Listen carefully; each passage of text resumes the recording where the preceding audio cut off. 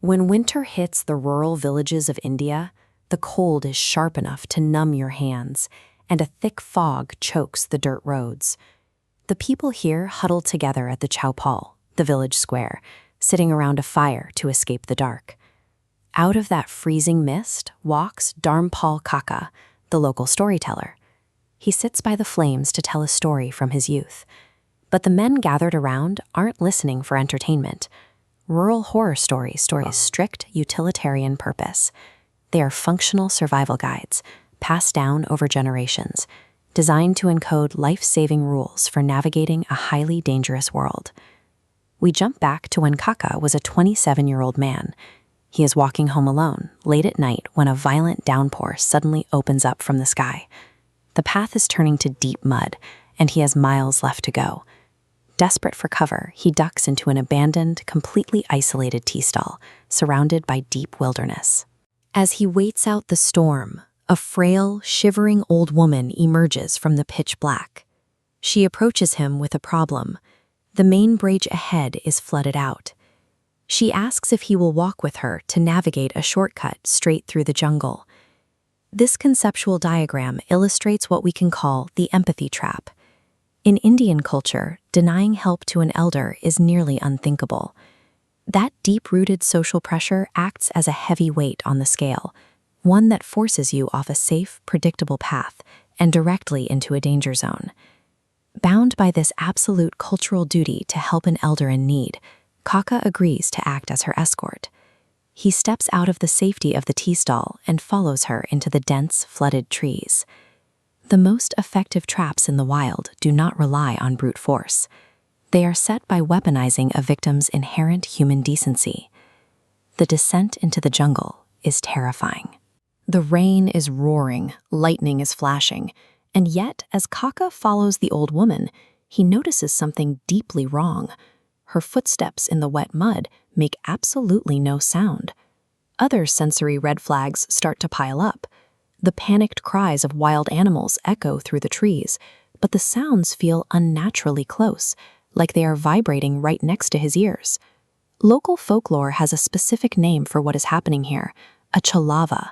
It is a shape-shifting entity, or a localized illusion, custom-built to isolate a traveler from safety.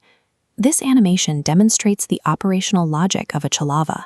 It projects a benign, highly familiar shape to mask a lethal, predatory threat lying beneath.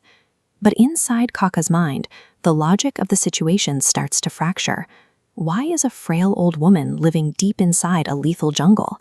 Why would her daughter allow her to walk home alone in the middle of a torrential midnight storm? A Chhalawa has no actual power over you.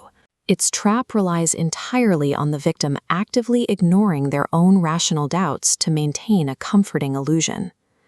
After walking blindly through the dark, they arrive at a desolate, dilapidated house, a structure that mathematically should not exist this deep into the jungle.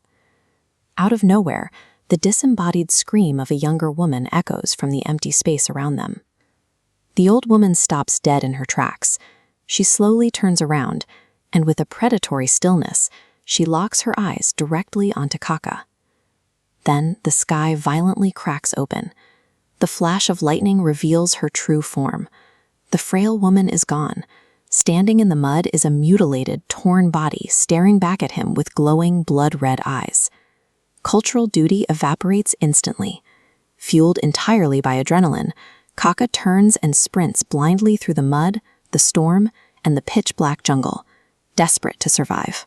When the psychological empathy trap finally breaks against hard reality, the illusion shatters. The victim is left facing a raw, unmasked predator. Kaka doesn't stop running until he crosses into the next village. Gasping for air, he collapses in front of a group of locals and tells them exactly what he saw. The locals listen, completely stunned. They tell him the actual history of that shortcut. Years ago, during a massive storm, a real elderly woman was walking that exact path when a heavy tree fell and crushed her to death. Look at this timeline of how folklore evolves. It demonstrates how a real-world physical tragedy slowly morphs over decades into a supernatural curse. The monstrous Chhalawa is a cultural placeholder. It is an exaggerated warning system designed to keep villagers away from the very real dangers of flooded paths, falling timber, and strangers in the dark.